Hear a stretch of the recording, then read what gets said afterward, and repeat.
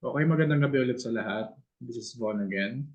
And ang topic natin for tonight will be upskill training for trading view and reading economic calendar using investing.com. Before I start, okay naman yung audio ko, no? Right? So I think I'll take that as a yes. So, mag-share na ako ng screen. Check ko muna yung chat. Okay, cool. So, una-una sa lahat, the link that you will need to go to is just tradingview.com. After this session, yung mga resources and important links na kailangan natin gamitin is isa-send ko sa community natin. So, TradingView, why is it important? Dito kasi sa TradingView, you can do charting here at the same time check for ideas, mga insight ng ibang tao sa technical analysis, possible movement ni gold, tapos yung mga nangyayaring news na din. So say for example, bago ka sa TradingView, how do we use it?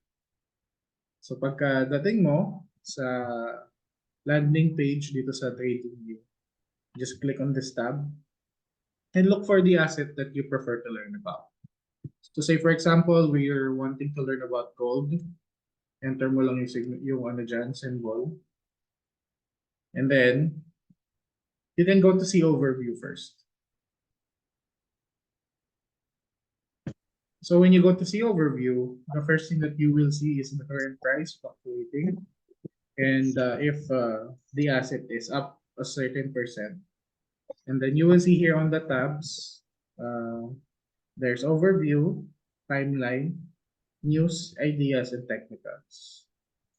Yung overview, ayan makikita mo yung current chart niya on a smaller scale, hindi ganun kadetalyado. And ito yung key data points. So pag sinabi natin previous close, ito yung closing price niya the last day. And then the very recent, ayan. So pares lang ng value. Tsaka yung days range na pinag-usapan natin before na kailangan yung maintindihan is ayan. 2018 point. Hold on. Let me get back.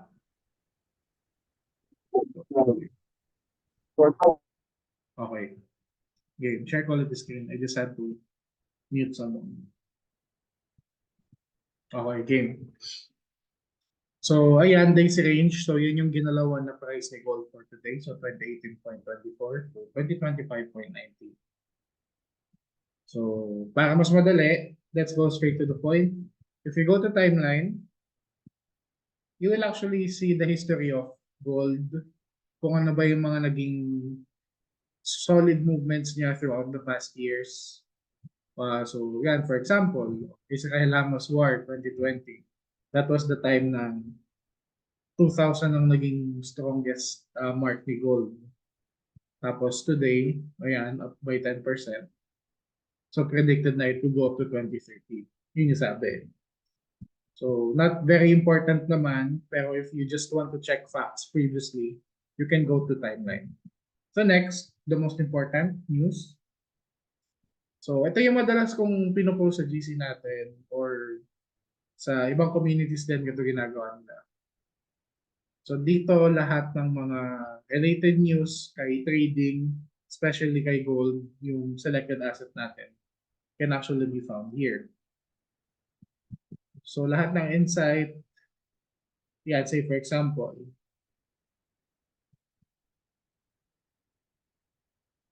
pinapakita niya yung naging progress ni gold netong Asian session previously. That's because all eyes was on US PCE data due at 13:30 GMT. So pagka kasi may alam tayong high impact news na palabas or data release, there's a tendency na mas nakatuon doon yung attention ng mga tao. And that actually translates to supporting strength of USD kahit wala pang data release. Kaya medyo may konting downtrend. So ayan, if you read further, the crisis in the Red Sea were attacks on ships by Yemen's Houthi militants. Basically, kung anong currently nangyayari sa Middle East was actually discussed here. So, hindi ko na siya masyadong himayin pero nandiyan na yan. So let's press back. Okay. So next will be ideas. So sabi ko nga, if we're talking about ideas, dito mo makikita yung overview ng mga trading setups ng ibang traders. So pwede ka mamili dyan. For me, ang pinaka-importante is titignan mo lagi kung kailan siya na-update. So ito, January 25 na-update. So for me, hindi ko siya susundin kasi medyo late siya. So ito for example, ang prediction niya ay short and it could drop to 1960 area which was updated 3 hours ago. Tapos titignan nyo rin yung rocket ship dito nakalagay. It means na maraming nakafollow sa kanya and many people are sharing the same insight as this person or this technical analyst. So for the sake of exploring, let's try it. So when you tap on it, the first thing that you will see will be charting. So kung anong reason niya kung bakit niya i-short si gold and bakit niya sinabing possible bumaba na 1960s area. So nga pala, I forgot to mention, when you go to ideas, most ng mga makikita mo dito is for long-term holding, meaning na hindi siya agad mapupunta ng ganong levels overnight. It could take a few days, a week, maybe months. So ang naging point niya dito, why he's selling gold is because meron ditong head and shoulders na pattern sa area na to previously. And pagka kasi, share ko lang pagka kasi meron tayong head and shoulder na ganitong pattern, indication siya ng downtrend talaga. So ito yung naging basis niya. So he's saying na he would short at around 2023 and his SL would be 2040 and he will just wait for this to go down to 1960. So most likely, this is a swing trader. Hindi siya intraday kasi matagal niya nga antay. Tapos, ito pa isa yung key points na may share ko sa inyo na i-check nyo din when you're checking ideas. So lahat yan, may history ng mga updated notes niya. How did the progress go? Kung may binago ba siya dun sa charting niya. Ayan. So, yung mga threads kasi na to could go for months, even for years, pero most likely, ang nakikita ko palagi is mga days and weeks lang. So, last comment niya, above last pivot, 2020, 5.432, then looking for sell at 2040 area. Don't trade 2060 to 2040. Trade on Friday is risky. So, ayun, every traders don't actually trade on Friday most of the time kasi andito yung unexpected volatility and ayun nga, may high impact news in 25 minutes. So much for that. Balik tayo to main topic. So that's how ideas or technical analysis from TradingView would look like. So next, to the most important part. Ako, hindi ako believe dito sa technical, sorry. So I would go back to the most important part, which would be charting. So when you go back to overview, all you just need to do is to launch chart full view. So dadalingan nyo dito. Ayan, marking ko pa yan last time. I'm looking at this zone kasi as invalidation area. Pero ano na yan, lipas na yan. Dapat nakapag-trade na ako dito. So, the main purpose of TradingView is for you to actually do charting. And bakit mo kailangan mag-charting?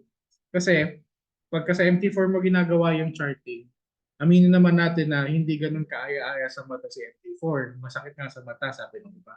Especially pag madaming trades, ang daming kung ano-anong line and such. Pero dito kay TradingView, mas magiging maayos kasi yung makikita mo. Tsaka mas customizable.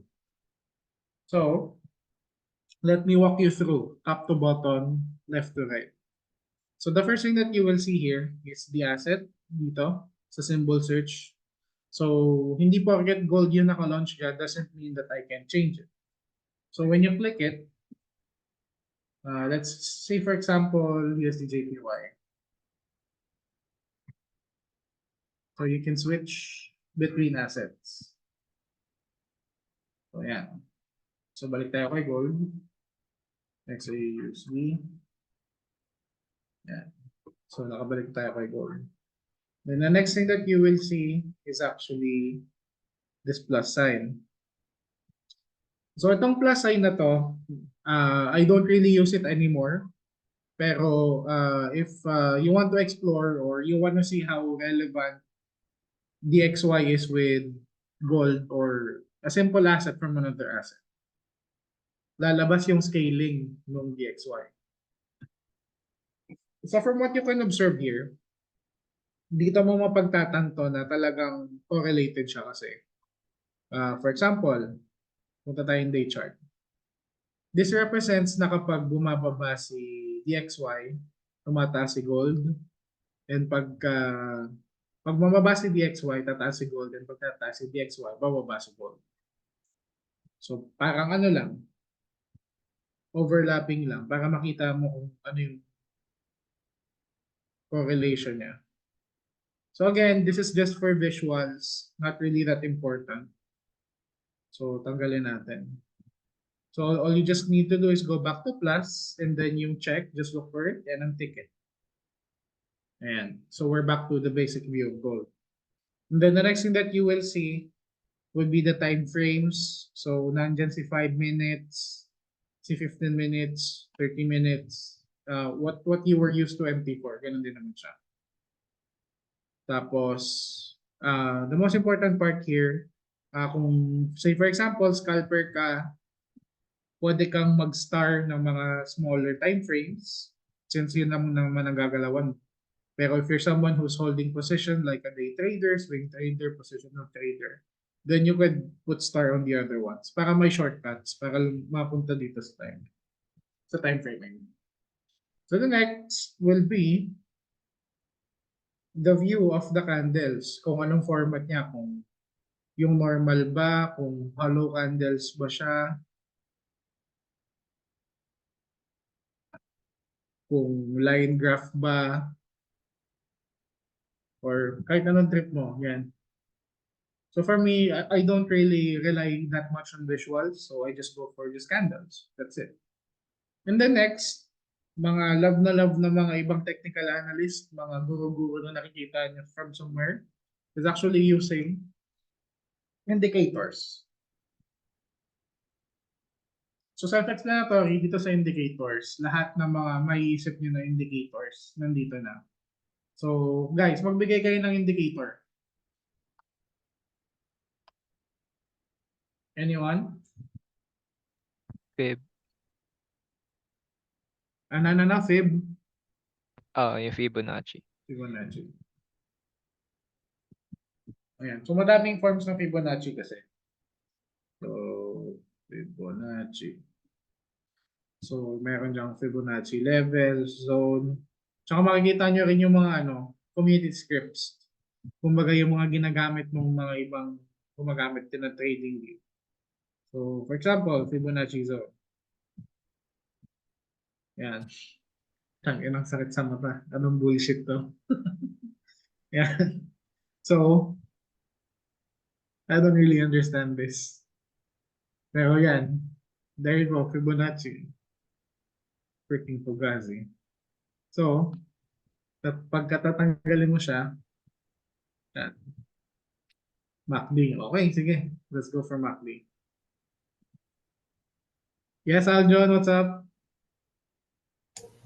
Coach, bakit hindi gumagana yung yung footprint chart sa dito sa TradingView? Saan? Yung footprint chart po. Footprint chart.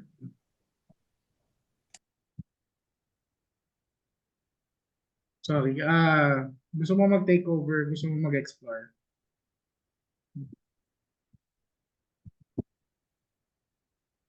Mayroon kasi yung footprint chart sa sa TradingView. Tinry kong yun, pero hindi gumagana. Teka. O hindi ako expert sa indicators Pinaka-hate ko yan. Tapos, kung troubleshooting ng indicators, tingin ko matutulungan tayo ni Limitless. Nandiyan ka ba, bro? Hindi ako nagamit ng indicators. Wala na lang. Ayun. So share ko Yung lang. ibang indicators, need magbayad. Yung bayad Hindi mo na, kailangan magbayad. yung ibang indicator. Yung mga nagpapabayad sa indicators, ayoko mag-badmouth kasi. Pero for me kasi, yung trading na nakikita nyo na ginagawa namin kasi is pure smart money concepts and price action. So we don't rely on indicators kung ano mang fugazian or bullshit, sorry for the term. We rely on market behavior, yung cause and effect. So when I say that, cause and effect, when you look at the market structure, palaging may push and pull yan, may supply and demand. So that means na the behavior of the market is just always going up and down, fluctuating. So if you have an indicator na comfortable ka gamitin, cool, you can use that. Pero within the community, we just promote the basic essence of trading. Smart money concept lang talaga, and ayun, supply and demand at the same time, yung price action. So kung galing kayo from a community na mahilig sa mga technicals, ibahin nyo kami. Basta super basic lang. Hindi namin pinapahirapan sarili when it comes to indicators. Kasi the problem is, when you get used to using indicators, parang nakulong ka kasi dun sa concept na yun eh. Kailangan mag-buy ako kasi nag-cross si ATR tsaka si MACD. Tapos, without knowing kung ano yung nangyari talaga. So, walang indicator kasi na sobrang accurate. Mas maganda pa rin yung naintindihan mo yung pagtaas yung pagbaba. Ano yung reasons behind it and such. So, yung mga nagpapabayad sa indicator, sabi ko nga ayaw ko mang badmouth, but if it's working for you, nung binili mo, then good. Pero most of the time, ano rin naman eh, very similar concepts lang din yung ginagamit dyan eh. Tsaka ang pinakaayaw ko dyan kasi, yung mga nagbebenta ng indicators, iniiba lang nila yung pangalan ng indicators to make it sound like it's their own strategy. So, ayun, yun lang yung 2 cents ko dun. Teka, re-reverse ko lang tong indicator na to. Ayaw ko talaga ng may indicator. Ayan. So, pagka mag-edit ka, ay may tatanggalin ka, mag-right click ka lang, then remove indicators. So, everything is cleared. Back to normal. So, nawala ako. So, next. Indicator templates. Ano mo discuss that? So, dito mo makikita yung mga indicator templates na ginagamit din ng mga ibang tao. Kumbaga nakaset na and such. So, ayan, swing trading. Oh, gusto mo ba mag-trade ng may ganyan? Punyeta. Sorry ah.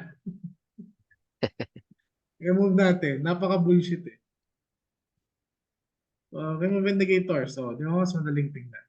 Okay, sorry. So, I'm getting sidetracked. Let's get back to the point. We just want to make sure na we're in a no, I'm losing my train of thought. So, we just want to get back on track and be on a learning environment. So, aside from putting indicators, drawing, charting, or whatever, ang pinakamagandang function kasi dito kay TradingView is you get the view of the charts na walang fluctuations na nalilive out. Kasi as traders, for sure na experience yun na si MT4 biglang may pinapakitang gap up or gap down. By the way, pag sinabi kong gap up or gap down, yan yung pag may maraming naipon na orders pagkatapos ng market close, then pagdating ng market open, biglang nawala yung trail ng trade. Kumaga parang naging blanco tapos biglang napunta sa taas or napunta sa baba. So dito kay TradingView, walang ganun. So makikita mo yung full na galaw. Diyan sa gigo? Sorry? Ano man? Sige, abroad ba? Mas ako may noon. Ano? Nag-diskutan daw yan. Abroad. Tagam. Kita may. Kita may.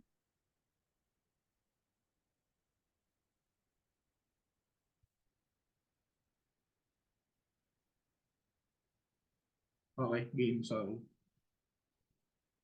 So, balik tayo sa chat. Okay. So, pamute na lang po kung sino man kayo. Salamat. So, next, balik ulit tayo. So, from lines. So, balik tayo dito sa sa left side ni trading view. So, unang mong makikita dito will be lines.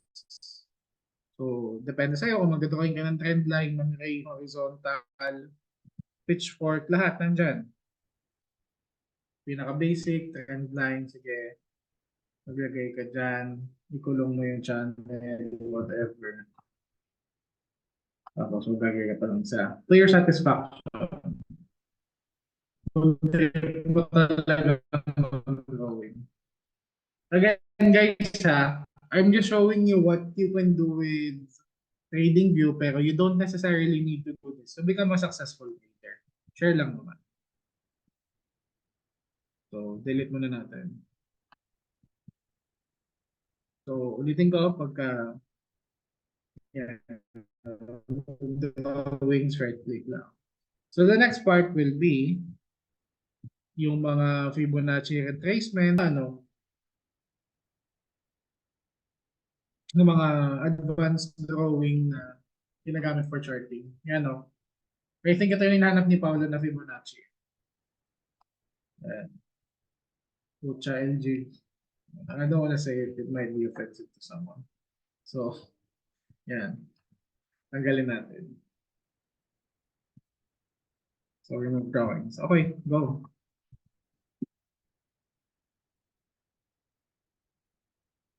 Sige, let's do that later.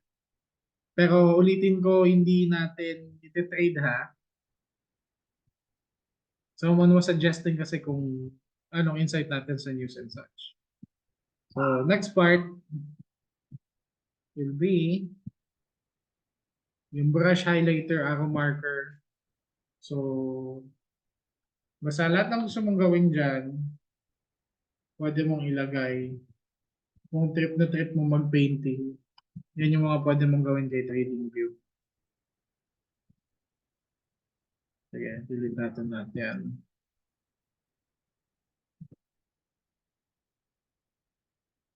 So, yan. Drawings removed. So, punta na tayo dito sa long position and short position. Ayan. So, ito nga pala yung sinasabi kong pinaka-importante nating kailangan sa trading view. And last time we discussed risk and reward ratio. So, ngayon, say for example, we want to do a short position and hold. So, 30 minutes, control minus.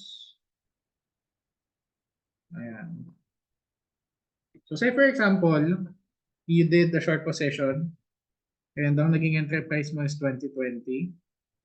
Naka-aware kayo dun sa possible mo na risk to reward ratio.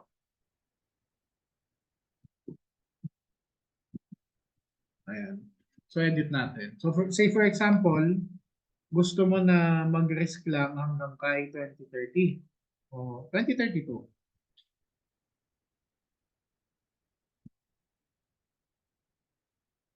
Okay. Tingnan natin siya sa smaller chart.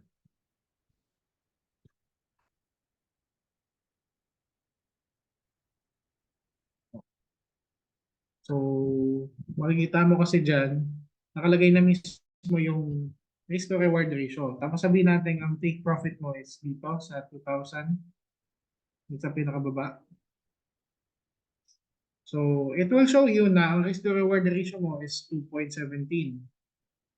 So, meaning, if you won, you lose 1. And then, if you win, you gain 2.17. So, ipapakita niya rin sa'yo kung ilang tips yung ginalaw mo dyan. How many percent yung magigain mo and such. Example, guy. Teka, bro, help me out pala, Wendell. Nandiyan ka ba? Hello. Mas maalam ka dito eh. What am I missing out? Ano ba dapat ibigay ko sa kanila pag gamit ng short and long position dito? Alin ba yung tinitingnan? Yung ano, yung risk to reward? So, ayan na, explain na yung risk to reward eh. Nakalimutan ko kasi kung paano Sige, sige. ibahin dito yung tinatawag nating lot sizes eh. Okay. Ano dyan bro? Ay, nakikita mo dyan 2.15. Mhm. Yan yung 1:2. Ah, 0.15. 1:2. So pag in-extend mo yung baba niyan, matataas yan. Kasi tumataas yung target profit mo. Tama. So yeah, 1:3 na siya. Ayun, ganun siya. Same goes And kapag in-adjust mo yung taas kasi tumataas yung risk na gusto that's mong right. kunin. Yung ganun siya. Now at the same time, I was talking about yung alam ko pwede nating i-edit yung lot sizes dito na say for example, yung Okay. trade. Yun ang hindi ko alam, bro. Hindi ko pa na-try yun. Ang ginagawa ko kasi sa ano ko siya mismo sa MT4. oo, tapos tinitingnan ko lang dun kung magkano, then a-adjust na lang ako. Kasi hindi pa talaga ako ganun gaano mag-compute. Nagma-margin calculator lang ako eh. Ayan, margin Oo, calculator. ganun lang Okay. ginagawa ko. So anyway, importante lang kaya ko kayo dinala dito sa trading view para makita niyo rin kung ano yung ginagawa namin on a daily basis. So yun nga, for risk to reward ratio, sabi ko sa inyo, you have to check this kasi hindi ka nagtitrade para malugi. So it has to always be 1:2 or above but never less than 1:2. So say for example, yung kanina naging entry natin, bandang 2024 tayo naka-enter. So adjust natin, 2024. Yan. So kung sa bandang 2024 tayo naka-enter kanina, tapos mag-hit yung take profit somewhere sa baba. Mababa na yung konti. Ayan, 2024. Tapos, ang target profit natin is 2015 to be fair.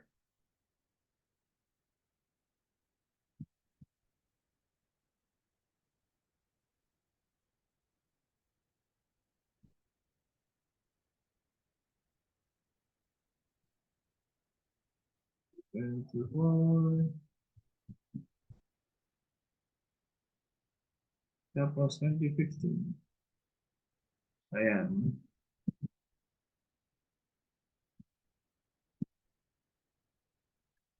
So, naging risk reward ratio is 1.16. So, medyo mababaw. Pero kung ideally, kung 1:2 yung i-follow mo, kung nag-enter ka ng 2024, could have been better kung naging SL mo is around 2027 or such. Yung binibigay naman namin sa inyo kasi stop loss and take profit levels sa VIP group is something na alam namin na pwedeng huminga yung mga trades niya. Para hindi kayo masyadong aligaga na babantayan nyo, ay naisal ako, tapos na. Hindi na ako mag-re-enter. Kasi kanina nag-workout naman yung mga setups and actually the past few days. So I can say na working naman yung strategy. So I think yun lang naman kailangan natin malaman dito kay trading. So I think we can proceed to economic calendar using investing. So exit ko na yan.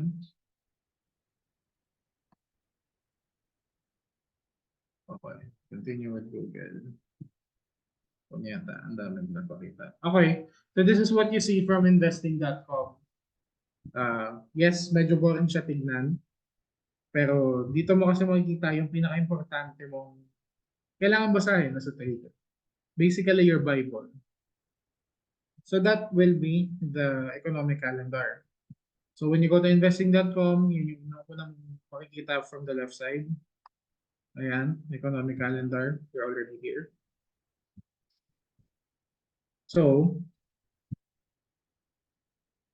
medyo boring lang siya tignan pero kailangan mo. So medyo magulo tignan, di ba? Hindi mo alam kung ano yung susundan mo, nasan ka.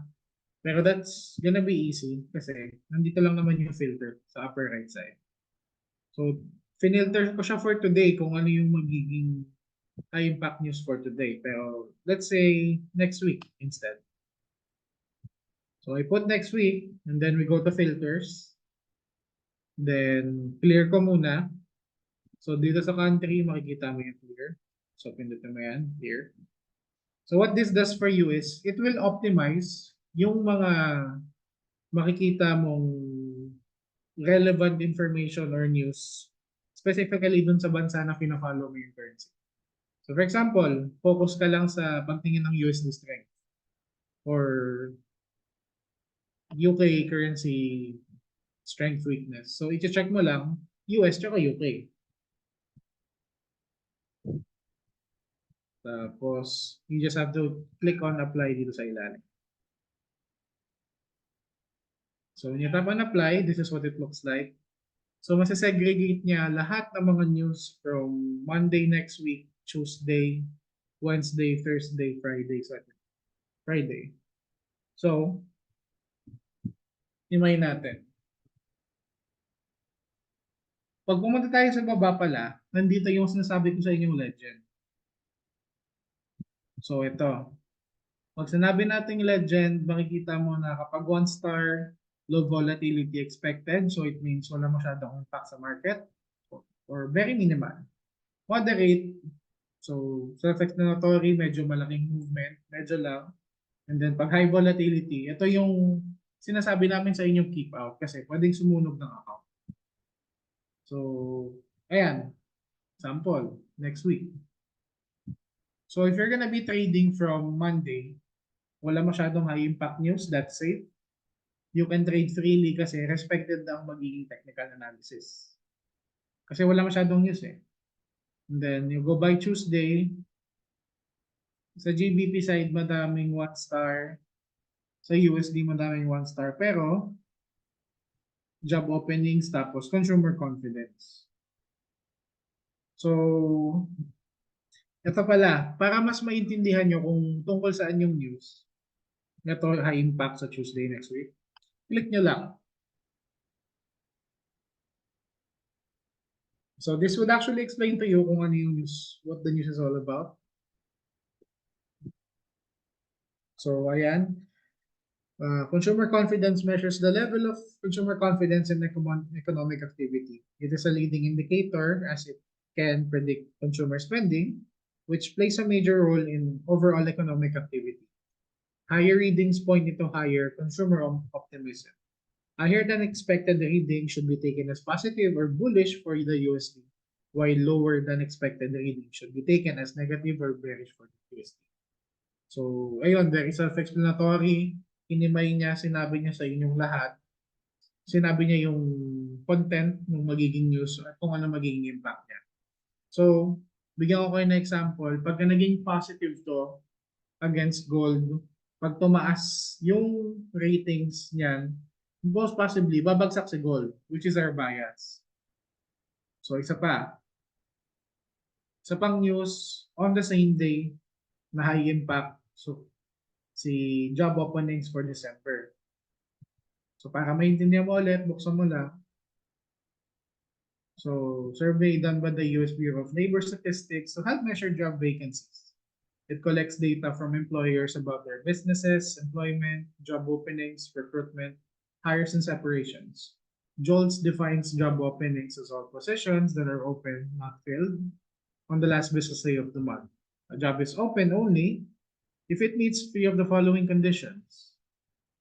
So, ayan, bali, I'm not gonna read it, pero basta kapag ka-positive ang rating or more jobs are created or filled, it says na mas malakas ang magiging flow ng USD or supported. So that's why important na tumingin tayo sa economic calendar. So we could plan ahead of time kung ano ba yung mga days na pwede tayong mag-trade without the fear na biglang pumitik pataas or pababa yung mga asset na trade natin. At kung kailan yung mga days na kailangan nating mag-keep out sa mga zones na alam nating medyo malaki yung move. So, yan, for next week pala, look out. Pinaka-importante. So, Wednesday, 31st, end of the month, ADP non-farm employment. So, Sir Tyrone knows this very well. And then PMI, crude oil inventories, FOMC statement, and most importantly, Fed interest rate decision. So, I find this one interesting kasi every time na magsasalita si Powell or we're talking about interest rate decision. Sabi sa inyo, nagsasalita pa lang sila, only a few words. The market is going wild. Kasi parang binabasa na nila kung where could the strength of USD go to or the weakness. So nagkakaroon tayo ng market behavior na impulsive buying or impulsive selling, bulk buying, bulk selling, mga ganun. So talagang steer clear kung wala kang malaking capital and hindi ka pa marunong mag-manage ng risk. Don't trade during interest rate decision. Pero kung risk taker ka, go. So I think I made my point pretty clear naman and I was able to walk you guys through about what you could read into dito sa economic calendar. So pagbibigyan ko yung request ni Sir kanina. Sorry. Sino yung nag-chat nun kanina? Stop share ko lang. Sorry. So someone chatted me earlier na how about we look into the fundamentals for today and kung bakit naka-impact. So silip lang tayo ng konti. So balik tayo kay first screen. Okay.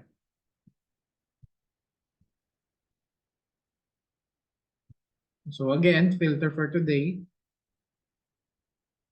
And then USD. So negative rating. PCE price index year-on-year December. So negative rating. So USD weakness. Tapos mayroon pang Dallas Fed. Okay, tapos silip naman tayo ngayon kay trading view. Punta tayo sa chart ni gold. So seems to be wala pa namang impact at the moment.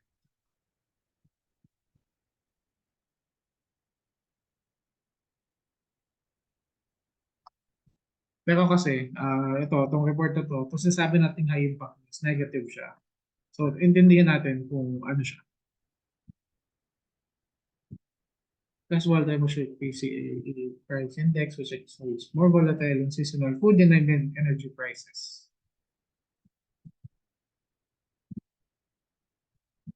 Local recession and such. So, ayun nga, since negative yung naging reading nito, it's supporting USD strength. So if you go over to MT4 or your trading view, makikita nyo may solid movement na bullish. Kasi kanina umilalim na yan. Let me go back to my MT4.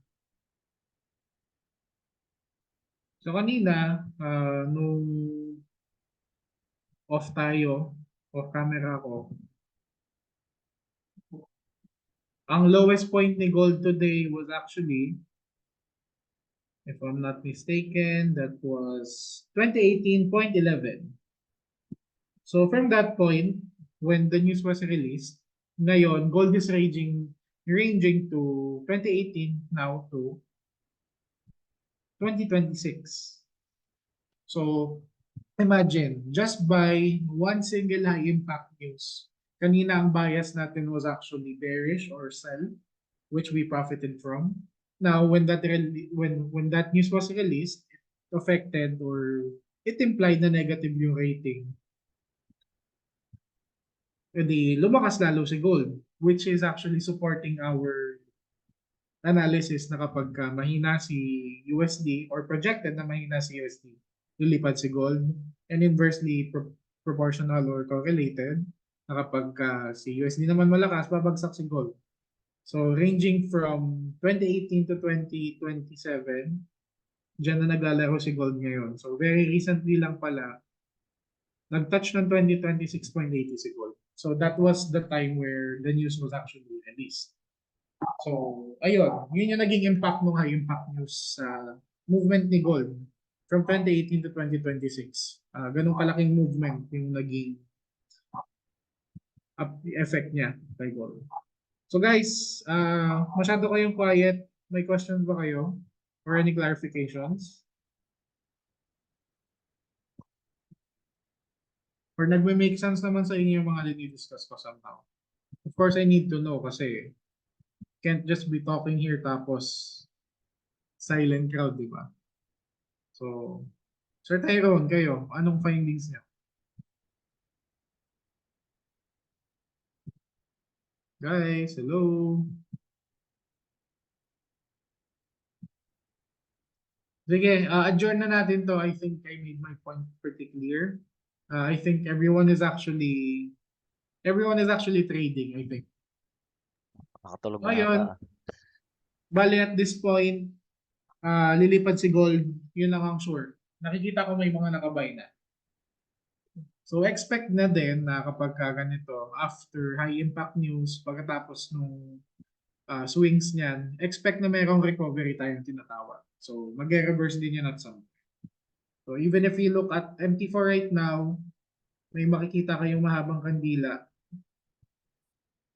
So it shows na buyers got control